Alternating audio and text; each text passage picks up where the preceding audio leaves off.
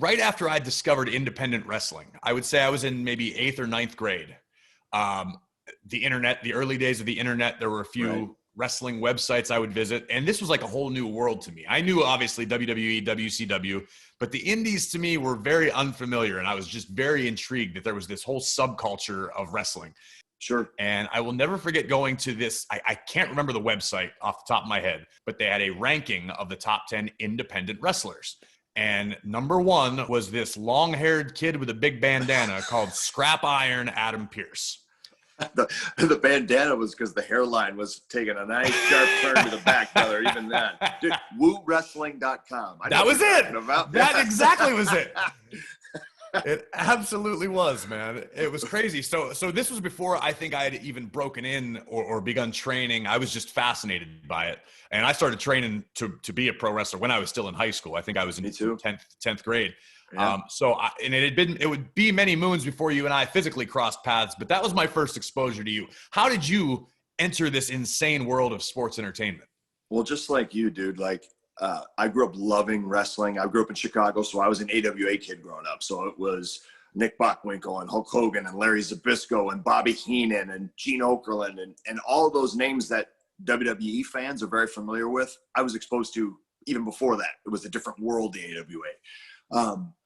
But just like you, in high school, same thing. I started training in 95, so I was a junior in high school, and just fell in love with the opportunity and the craziness and what we watched on Saturday mornings when we wake up. I didn't watch cartoons. I watched wrestling, and that was the way it was. And much like so many of the people from our generation, we all have a very similar story. Like, it presented itself to us, and there it was. And independence, I was just like you. What is this independent wrestling? I remember seeing cards being advertised in suburbs of where I lived with guys I'd never heard of until I was a junior in high school, and there was a cable access show. Remember cable access? Is that even a thing anymore? Yeah, I don't think it exists anymore. Oh, we have the internet, so everything's cable access now. Fair point. But there was a guy on this cable access show that I would see named Sonny Rogers, who I'd seen on WWE and AWA TV getting his butt kicked 1,000 times. And he was advertising a card in the town that I grew up in, Waukegan, Illinois. And I'm like, hey, the dude that I see getting beat up by King Kong Bundy on TV on Saturdays, wrestling at the high school gym, I have to go. I went. I met him, and here we are. There it is, man. It's crazy how everybody sort of had that same, because the times have changed, just obviously in life and in the world, but it's affected our business in that there weren't wrestling schools on every corner, and not everybody who had a cup of coffee in the big time opened a wrestling school. Like, you had to sort of seek things out. I trained in what was the back of a storefront, the storage facility, essentially, in an abandoned mall. The front part of the facility was a sports card / candy shop. And when I say abandoned, I mean the mall was open for business, but there were like 4 mom and pop shops and a pet store. There was no actual stores. You couldn't really buy anything.